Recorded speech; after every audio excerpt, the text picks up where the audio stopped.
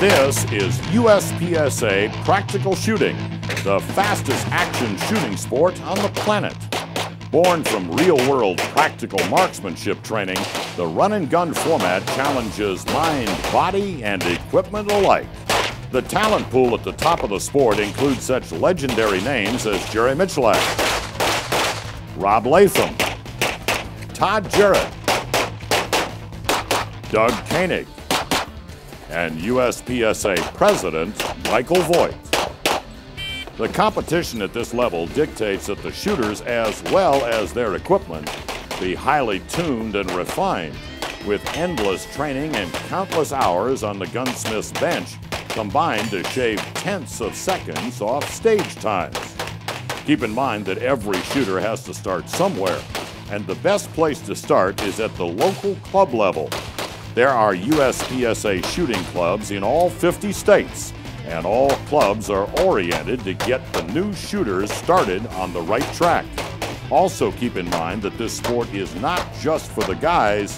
Ladies, as well as juniors, are welcomed at all USPSA clubs and matches. Local USPSA clubs hold qualifier matches to get each competitor a classification. So this structure ensures that shooters will always compete against other shooters of equal skill. So a D-class or novice shooter will always shoot against other D-class shooters. The same is true for C, B, A, Master, and Grandmaster competitors. Most shooters already have the equipment needed to get started in USPSA shooting. Almost any handgun with a caliber of 9mm or greater, a belt and holster that covers the trigger guard, and 4 magazines or speed loaders if you choose a revolver.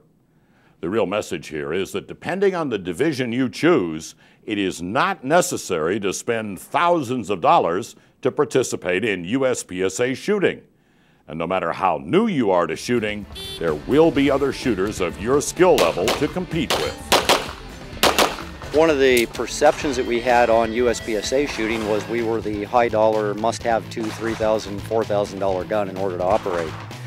Never has been true, but the perception was there. And one of the things that we looked at is the 1911 standard pistol and the Glock-style pistols, the double-action guns. Those are the 2 biggest selling guns in the country for sure, and throughout the world. So we looked at it, and we really didn't have a place for those guns to compete on a good basis.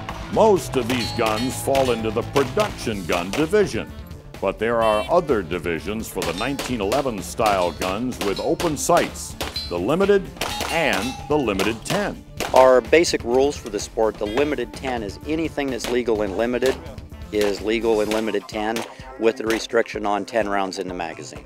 Other than that, pretty much anything goes, no scopes, no compensators, and have a good day. The production gun is based on a different series of guns. We call them a safe action gun or double action gun.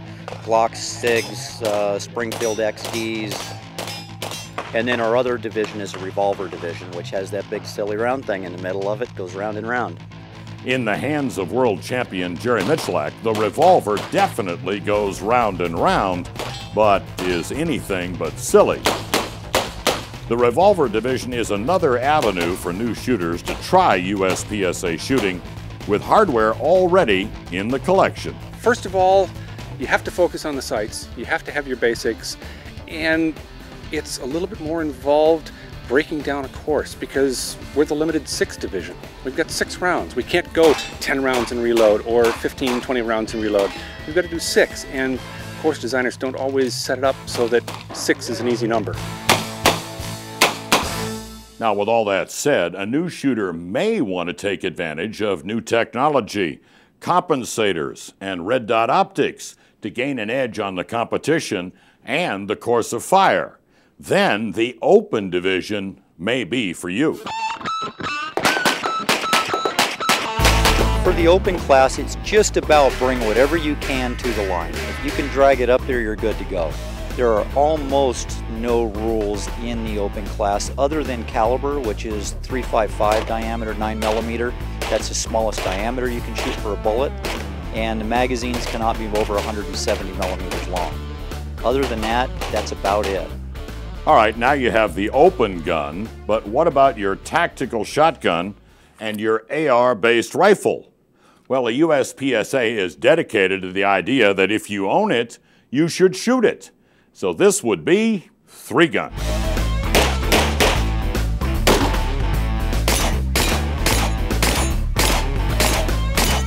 The whole concept and the reason why the international organization and our national organization is behind the 3-gun is we do have so many of these firearms available.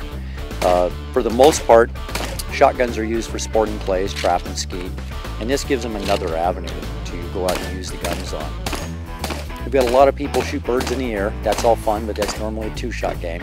And once we get out here and you start knocking down plates and poppers and the different targets that we have, shooting slugs, it puts quite a bit of different dynamics in it. So we've got a lot of innovations that happen out of that, sighting systems and the different gun modifications.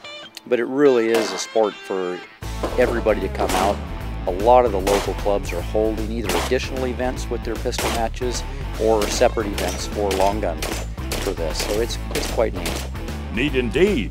But what about scoring? Well, it is the hit factor formula that rates each shooter's performance at all USPSA matches. Troy McManus explains. The way we score is Comstock scoring, which is the points you shot on the targets divided by the time you scored it, you shot it in. And basically your hit factor works out to be points per second. That number is then taken and graded on a curve, so to speak. It's statistically normalized against the guy that shot the highest hit factor, and we derive match points from there. But if you shoot a good hit factor, you're pretty much going to be in the top on the stage. So that's it, the most extreme shooting sport in the world, but structured to get new shooters involved and up to speed. So how do you get involved? Simple, from the internet. Go to www.uspsa.com and follow the link to find a local club in your area. They will be glad to have you. And then, get out to shoot.